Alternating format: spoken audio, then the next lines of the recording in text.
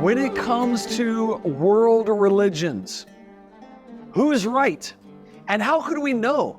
Islam, for example, is practiced by 1.5 billion people around the world. It was birthed in the Arabian desert more than 1,400 years ago, and its name literally means submission to Allah. Could Islam hold the truth that people need to accept? And how does Islam compare to other religions? Today, I invite you to join us on a journey through Islam as we seek to answer the question, who's right? Notice the Quran itself identifies itself as a religion of terror. This is Allah speaking in the Quran, saying what he's going to do, and he's going to do it by means of the Muslims.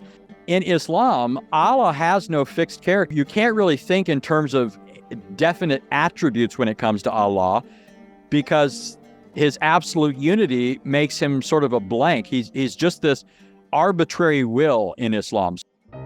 Welcome to the Creation Today Show, where we bring together interviews with experts and solid Bible teaching. Your host, Eric Hovind, affirms the ultimate authority of God's Word, the truth of creation, and why it matters to you. Now, if you are new to the Creation Today Show, I'm your host, Eric Hovind. Together with our Creation Today partners, we are on a mission to disciple the world one person at a time. We want to turn stumbling blocks that keep people from seeing Jesus as the creator and the redeemer of mankind into stepping stones on their journey to know the truth. Facebook, YouTube, podcast, and television audience, thank you guys for peeking into today's Creation Today community for this conversation. You're going to get to enjoy the first half of this show. And if you ever want to be part of our mission to disciple the world, which gives you the benefit of enjoying the second half of the show, then partner with Creation Today. Come on over to creationtoday.org and let's start discipling the world together. Hey, Creation Today partners, I love having you guys on here. Kevin and Lisa and Jonathan and Gary and Craig and Becky and Andrew and Jonathan and everybody else on here. Welcome to the Creation Today show today. You guys are really in for a treat. Hey, I want us to welcome our new partners. We're on a goal, it's a pretty bold goal. By the end of this year, we want to be at 500 partners helping us get this message out around the world. And we got a few more that just joined us. So to Charlotte and to Michael and to Vern and to Teresa and Tiffany and Jeffrey and Peggy and Beverly, something with the E's. If your last name is if your name ends with E, like, you got it. Lori, Francine, Terry, Nick, and Mike. Guys, thank you for hanging out with us and helping us reach the world with the message of truth. It really is a privilege to partner with you guys in fulfilling the Great Commission. Hey, you guys are in for a treat today. What a time to join if you're just now joining. My guest is a longtime contributor to answeringislam.org and answeringmuslims.com. He produces videos with David Wood for Acts 17 Apologetics YouTube channel. You can find him on his YouTube channel that I have no idea actually how to pronounce that name. Well, I'm going to have to ask him about that. But look up his name. Ladies and gentlemen, please help me welcome Pastor Anthony Rogers. Mr. Rogers, can I ask or can I say welcome to the neighborhood, my friend? Absolutely. Thanks for having me. Oh, thanks so much for joining me. What a privilege it is. I've watched your videos on YouTube and learned so much and just wished all of that knowledge that you have about Islam was inside of my brain. You're gonna have to tell us how you got started in that, man, because you have obviously studied this extensively. Oh yeah. Of course, that's a long story, but the short version is I grew up in Southern California in the 80s and early 90s. And during that time, there was a uptick in gang activity, and I got caught up in a lot of that. I came from a family background that actually knows that world a little too well in the sense that my ancestry is Sicilian, and my great uncle was one of the lieutenants to Joe Perello, who was the original head of the Cleveland Mafia. And so I just kind of had that sort of thing in the background of my family life. It was a great family, but in the wrong ways in some senses. And so when gangs came along, it just sort of felt natural to me. I loved doing wrong, and I got in trouble for stealing a car right when I turned 18 and was incarcerated in 1993. At that time, we had just moved to Las Vegas, Nevada, another place you'd expect a Sicilian family to potentially move. But while I was in the jail, I was incarcerated with a self-professed devil worshiper. And it always amazes me, God's providence, because I had no interest in the Bible, but this guy had an axe to grind. He wanted to disprove the Bible, even to the point of rousing up somebody who showed no interest. Like I didn't have any interest that he needed to check or anything. And so he told me how to get a Bible, and I requested a Bible. A Bible came. He tried to show me what he was talking about. He couldn't show me. And so I had time on my hand. I started reading it. And while reading it, I was alarmed because I learned that God doesn't trifle with sin. He kicked Adam and Eve out of the garden merely for eating, right? I realize now it's not a merely, but at the time I'm thinking they just took a fruit that you told them not to eat. And so I realized this God is holy, and he doesn't trifle with sin. He banished them from the garden. The whole human race then is born outside of those perfect conditions. And then he destroys the entire world in a flood. And you know the rest of the story, right? One thing after another shows his holiness and his ability to take out any sinner that refuses to repent and turn to him in faith. And so I was alarmed. I didn't get the gospel at first. I only understood God's wrath and my sin. But eventually I heard a gospel minister preaching the gospel, the good news of life and salvation in Jesus Christ. And I was converted, and I was so overjoyed. I couldn't believe that my sins were forgiven. And one of the things that was so overwhelming about it was I knew, and I don't have the time to tell you all this now, but because we want to talk about Islam, I know, but I knew that I was sinful. It wasn't just my environment. It wasn't just my friends. I knew that I was sinful. It was my heart that was the problem. And when I heard that my sins were forgiven, and at the cost of God's eternal Son, the object of his eternal love and delight, I thought, how incredible is this? And I assumed everybody would be excited to hear about it. And so I started going out. Remember, I'm in a prison, and I'm surrounded by people who aren't there for their good behavior, and not everybody was happy. So they started getting upset. Some people would argue against it, and I had to start learning answers to these things. And one of the groups that I was surrounded by was Muslims. So that was one group that I spent a lot of time studying, and I continued studying them for the last 3 decades. And currently I do a lot of Islamic activity. I'm going to speak at a conference I mentioned to you before. Even tomorrow I'm jumping on a plane. I do debates with Muslims. I write on Islam. So it's something I've done for a long time and love to do. Well, your videos online are awesome. How do you say your YouTube channel, or what is that from? Well, so it's really just under my name, but what you're looking at there is kind of it says Post Tenebras Lux, which was a watchword of the Protestant Reformation. It means after darkness, light. So when Luther realized that there was a bushel being placed over the gospel by a lot of traditions of men, people came to refer to these recovered insights as the light shining through the darkness. And so Post Tenebras Lux is just a Latin phrase for that. That's why I couldn't say it. Now it makes perfect sense. I'm like, I don't get this. What is this? Well, hey guys, I want to encourage you to go to his YouTube channel. Just look up Aaron Rodgers on YouTube, or Aaron Rodgers Islam Guaranteed. He'll be right there at the top. Excuse me. Yeah, I'm thinking football now. My apologies. Anthony Rodgers. I had a joke that I was looking at. It had a football joke. So sorry. Aaron Rodgers got on my brain with Green Bay. Well, not Green Bay anymore. Anyway.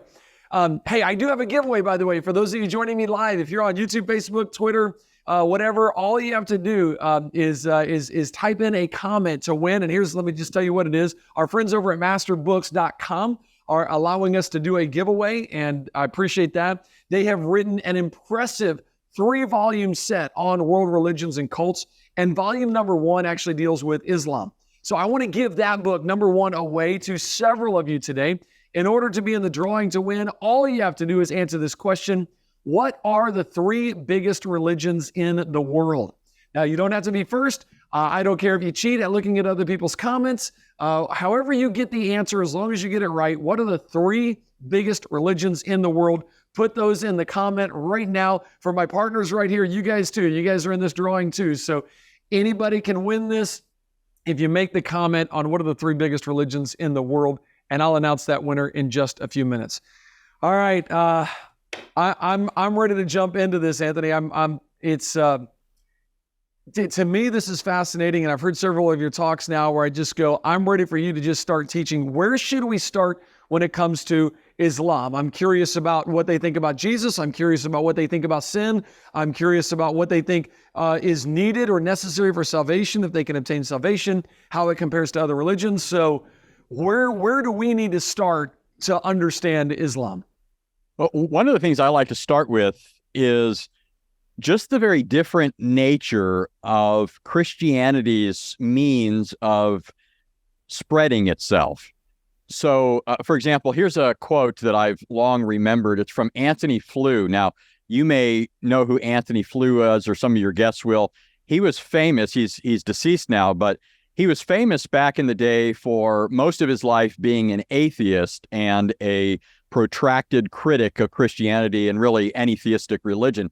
Before he died, he became a deist, so not a Christian still, but back in his atheist days, he wrote an article for Free Inquiry magazine, and that in that article, I have the quote here, he says, "The truth is," this is an issue of Free Inquiry on Islam. They were normally writing stuff against Christianity, but this one was dedicated to Islam. And it says, "The truth is that whereas Christianity, for the first, note every part of this, it's significant. Whereas Christianity, for the first 3 centuries of its remarkable expansion, in the face of successive persecution, made all of its converts by peaceful individual persuasion, Islam already, during the later years of Muhammad's own lifetime, was gaining most of its converts in consequence of military victories." Now, the reason I like to start with that is because it not only tells us something about just how different Christianity's spread was, and the remarkable fact of it. I mean, it really is remarkable. In 3 centuries, Christianity swept across the world and became the dominant religion in the known world at the time. And it did so in the face of persecution. So it's facing fierce opposition by the empire and the powers that be, and it still succeeds. Its triumph was unstoppable. Well, Islam, too, had a rapid expansion, but its method was very different. It was by means of military conquest. But here's the interesting thing, because we often make the point, I think appropriately, when you see some of the things that the church would do later in history, well, they're not following Jesus when they did those sorts of things. Well, if you listen closely to that quote from Flew, he says that Islam was doing this, their martial campaigns, already during the time of Muhammad. And so it shows you that this practice of spreading Islam by means of the sword goes all the way back to Islam's founder. And this, I think, speaks very clearly to the nature of this religion. According to the Bible, it's the devil who comes to steal, kill, and destroy. But Jesus came so that we may have life and have it more abundantly. And the method of spreading that message is entirely peaceful. It's through proclaiming the message. It's the strength of the message that leads to conversion. And just listen to a handful of quotations from Muhammad. This is Surah 3, 151 of the Quran. It says, "We shall cast terror into the hearts of those who disbelieve because they joined others in worship with Allah." Notice the Quran itself identifies itself as a religion of terror. This is Allah speaking in the Quran, saying what he's going to do, and he's going to do it by means of the Muslims. In Surah 860, it says, "Against them make ready your strength to the utmost of your power to strike terror into the hearts of the enemies of Allah and your enemies." Now, I could easily duplicate these passages. There's a plethora of others. It's really almost endless. And that's just talking about the Quran, not even getting to the traditions. But here's one from the traditions of Islam, which are also authoritative. It says that Abu Huraira narrated this. This is one of Muhammad's companions. Allah's messenger, Muhammad, said, "I have been sent with the shortest expressions bearing the widest meanings, and I have been made victorious with terror." Now, notice this last line. "While I was sleeping, the keys of the treasures of the world were brought to me and put in my hand." Now think about this. Think about that language. Here's Muhammad saying that he had a dream where the kingdoms of the world and their treasures are being offered to him. What does that sound like to you? Like what happened to Jesus, like that very thing happened to Jesus during the temptation. And this is Muhammad's own account of what his religion is all about. And so I think this is a very good window into this religion. It shows you something of its devilish nature and devilish character.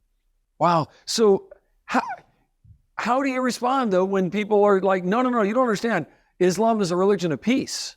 Like, how do you just start quoting their stuff? Like, what's the response when somebody says that? Well, number one, historically, it's just not true. This isn't even debatable. One of the first things I did, so I mentioned that I started studying Islam in 1993. And at the time, I was primarily interested in learning about the religion for evangelistic purposes. I didn't have so much of an interest in the political aspects of it or some of the historical stuff. But when 9/11 happened, I realized, these people keep saying, and I don't just mean Muslims here, just people in general are saying it's a religion of peace, because a lot of people just assume all religions are the same, right? They're not the same. They're fundamentally different in a lot of ways, and certainly Christianity is. Well, I remember hearing people saying they're the same, and I'm thinking, I haven't really focused on this aspect of Islam, but I've read their sources, and I know that's just not true. And so I started picking up additional material on the history of Islam, and one of the first books I picked up at a Barnes & Noble way back then was a book by Paul Fregosi, just called Jihad.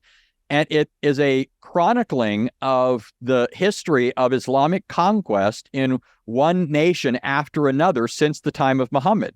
And so, you could just go down the list. Almost every country that you can think of that was in any way accessible to them at the time, they were at war with. And I continued to expand on Fergosi's work. I read Bernard Lewis and just a slew of others. And so historically, it has in fact spread by the sword.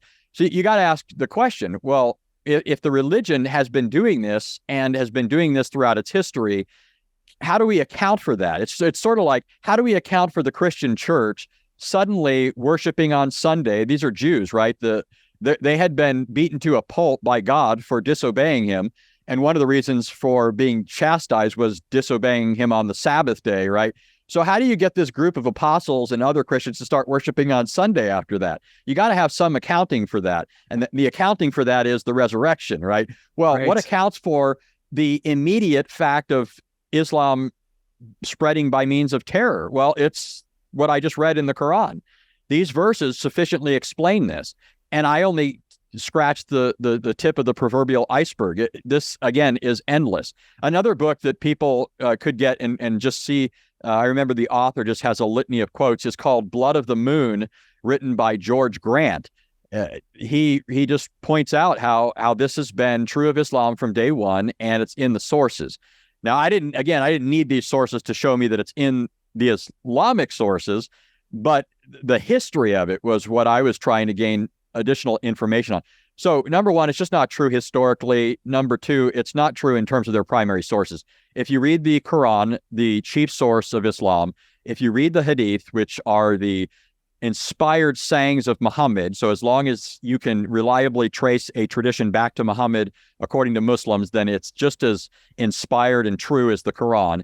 And then the tafsirs, which are the commentaries on the Quran, these all say the same thing, that Islam is a religion that spreads by means of jihad. There's so many places I want to go. I'd love to hear about Muhammad's background. I'd love to hear about the Quran versus the Bible. Like, is there inspiration there? Is it like, how would you prove that? Where should we go next in order to help us understand, kind of who's right in this when it comes to world religions, specifically Islam? Yeah. So here's another thing that I like to bring up. So we've already looked at a stark contrast between Islam and Christianity in the nature of its promulgation. And I've suggested what anybody I think with any knowledge of the Bible could have already discerned this is demonic. Well, Muhammad himself, his own description of his prophetic calling looks downright demonic, and that was how Muhammad interpreted it. So if you think about the calling of biblical prophets, very interesting. Many Christians maybe don't even realize this, but we're not told about the calling of each prophet. We know that at some point they had to have been called, But whenever we're given their initial calling, it's always an immediate call directly by God. So think, for example, of Moses at the burning bush. God directly speaks to Moses.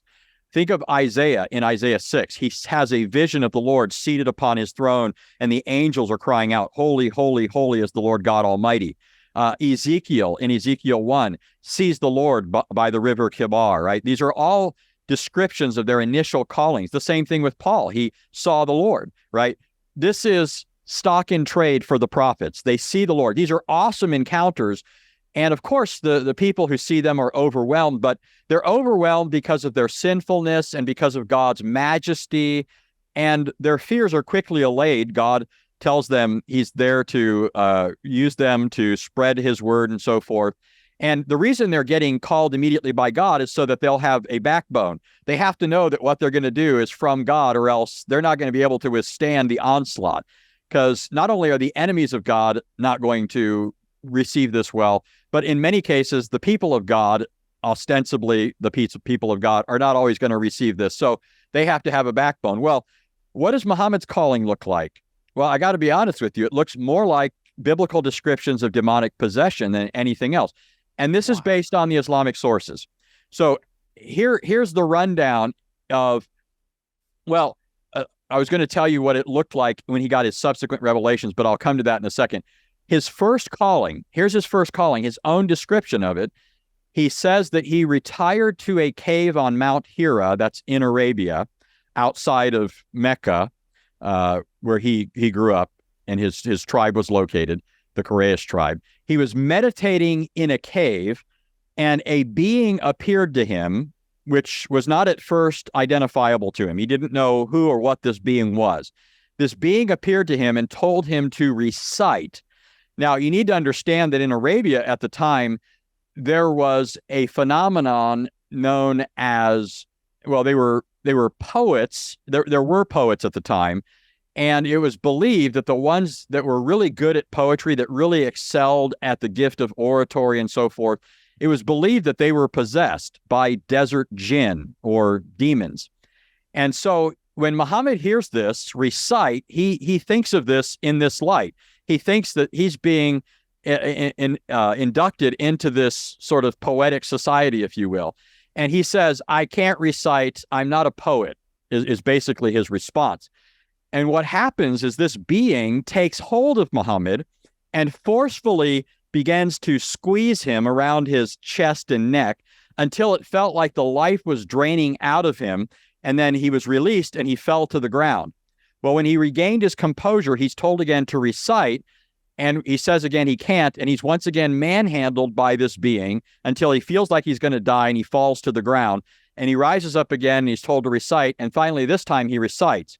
Well, then the being disappears, and Muhammad flees from the cave, and this is what he says, according to the Islamic sources: "Woe is me, I am possessed," or poet or possessed, right? There are various versions of this. So Muhammad thinks that this initial encounter was potentially an encounter with a demon, and that he through this has been possessed. We read in the Islamic sources after that Muhammad even wanted to commit suicide for a long period of time after this. He would go up to the tops of mountains and he would be on the verge of throwing himself off the precipice of the mountain, and he would hear a voice saying, "Don't do it, you are a messenger of Allah." And so Muhammad thinks that his encounter was potentially demonic. Now, one other thing about this before describing his subsequent reception of revelation, Muhammad didn't just think that this was potentially a sign of demonic possession at the time, but even 10 years at least into his prophetic career, he prophesied, and I'm using the term prophesied, not because I think he literally prophesied or anything, but that's just the language they use, right? So everybody should understand I'm using scare quotes every time I use that language. But even many years into his prophethood, if this being, whom he eventually came to identify as Gabriel, didn't return to him very quickly, if there was a long intermission, he would worry that this was a sign that that he was sort of being abandoned. And so people would taunt him and say his familiar spirit had left him. And so Muhammad, we have reports of Muhammad still fearing 10 years into his prophethood that he might have been possessed. In fact, one of the things that you can see in the Quran is Muhammad's obsessed with this issue of possession, so that repeatedly in the Quran, it says things like, Muhammad is not possessed, or he's not a poet, he's not possessed, he's not a madman, he's not, on and on. And it kind of reminds me of the line in Hamlet, methinks the lady doth protest too much, right? When somebody has to constantly say something, it almost sounds like, well, maybe there's something to that, right? If I suddenly blurt out to you, Eric, I didn't steal your wallet, and you didn't say anything about your wallet, it might look suspicious, right? Well, Muhammad, almost at every turn, somebody would say, hi, Muhammad, and he'd say, I'm not possessed, Wow. Quit saying it. So this to me speaks volumes. Now, here's the last point real quick. When you look at the descriptions of Muhammad's revelations after this initial encounter, when he would supposedly receive revelation, here's his own descriptions of this. He would hear from all sides like the ringing of bells in his ears, which elsewhere he says that bells are the instruments of Satan. So he forbade his followers from using bells. But he said that when he got his revelations, he could hear bells in his ears. It was like also the sound of flies buzzing around him, which is very interesting to me because one of the things that Baal was called in the Bible was the dung god, which is a way of flies are attracted to dung, right? God of the flies, yeah. Yeah. So, anyways, he buzzing of bees, and he would break out into a sweat. He would fall on the ground. He would start convulsing. He would start frothing at the mouth, and then after he came out of that, he would have a new revelation, right? So all of this just has demonic stuff written all over it. Now, understand, this is their description of things. I'm not overly inclined to make my first, when I try and describe the origin of something like a false religion, I don't initially think of a direct encounter with Satan. I think there's sufficient evil in fallen hearts for people to come up with things. They have a lust for power, for women, for wealth. That's enough motivation for sinful creatures to create a false religion. But if you want to say any religion had Satan as its immediate founder, I think there's no better candidate than Islam, and that's according to their sources.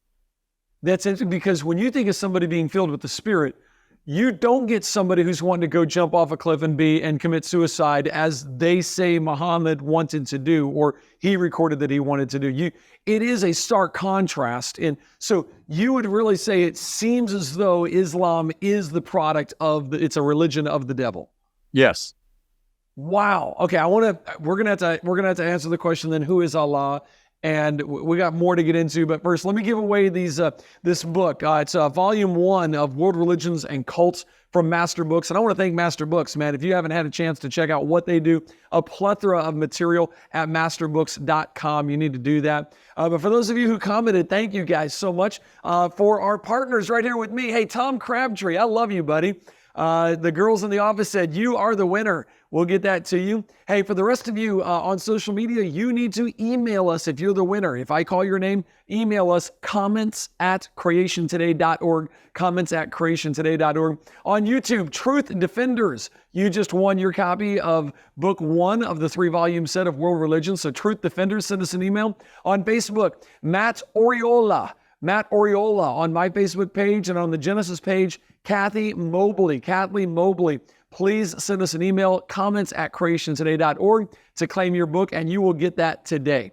Hey, guys, what we're talking about here is so important. I want to go on because I want to know what Islam thinks about sin and what they think about Jesus and so many other things. But hey, most importantly, I want you to know what the truth is. If you don't get to come over to creationtoday.org and join us for the rest of this, I want you to know what the truth is. God's word is true. And I want you to have the free gift that he's offering. Go to creationtoday.org/gift, creationtoday.org/gift. And I'd love for you to see what God has for you. It's a free gift, and it's one that you should certainly take advantage of. creationtoday.org/gift. Thank you guys for joining us. If you want to help us reach the world with the gospel, come on over to creationtoday.org. We'd love to have you. By the way, Anthony Rogers, he has a Patreon account that I'd love you to support. If you can go to his page and get his Patreon account and support what he does. I looked on there and it looked like you got about 100 right now. So I'm ahead of you just a little bit, but man, we need more people donating a couple bucks every month so that he can keep doing what he's doing. So if you can jump on Patreon and support Anthony Rogers, I would love that. Pastor Rogers, thank you for having not only the knowledge and the ability to communicate, but the willingness to use your life like this. What a blessing. We really appreciate that. Thanks for having me. Yeah, guys, I look forward to seeing you next week. If you want to catch the rest of this, come on over to creationtoday.org. Thank you for joining us for this engaging conversation. To view this and many more conversations in their entirety, we invite you to partner with us at creationtoday.org/partner.